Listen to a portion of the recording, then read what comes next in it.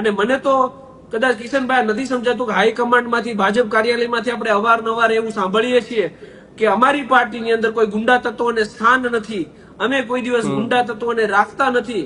તો તમારી પાર્ટીની અંદર એક આજીવન કેદનો અપરાધી શું કરી રહ્યો છે? તમારી પાર્ટીની અંદર એ આજીવન કેદના અપરાધીનો દીકરો જેની ઉપર 9 FIR છે, જેને એક પણ સમાજ બાકી નથી રાખ્યો, એ પછાત વર્ગ હોય એની ઉપર અત્યાચાર કર્યો છે, ઓબીસી સમાજ આરે મારપીટ કરી છે, જનરલ વર્ગ અને જાટ સમુદાયમાં હમણાં મર્ડરનો આરોપી છે. તો એવા વ્યક્તિઓ રીઢા ગુનેગારો તમારી પાર્ટીની અંદર શું કરી રહ્યા છે?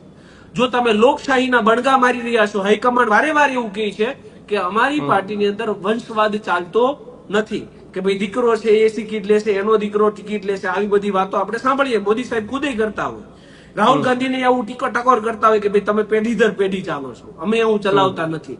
તો તમારી જ પાર્ટીની અંદર કોઈ વ્યક્તિ એવું કહે છે કે મારો પરિવાર જ MLA બનશે, મારો દીકરો જ MLA બનશે, હું જીવું છું ત્યાં સુધી એનો દીકરો MLA બનશે. તો કેવા શું માંગો છો? આ રજાશાહી છે? આ કોઈના બાપની જાગીર છે કે આ સીટ ઉપર તમારી જ પેઢી ચાલશે? નહીં. જો હકીકતમાં હાઈકમાન્ડ લોકતંત્રની વાત કરતી હોય, હકીકતમાં ગુંડા તત્વોને નાથવાની વાત થતી હોય અને વંશવાદને નાથવાની વાત થતી હોય, તો આવા લોકોને તો ટિકિટ જ ના મળવી જોઈએ.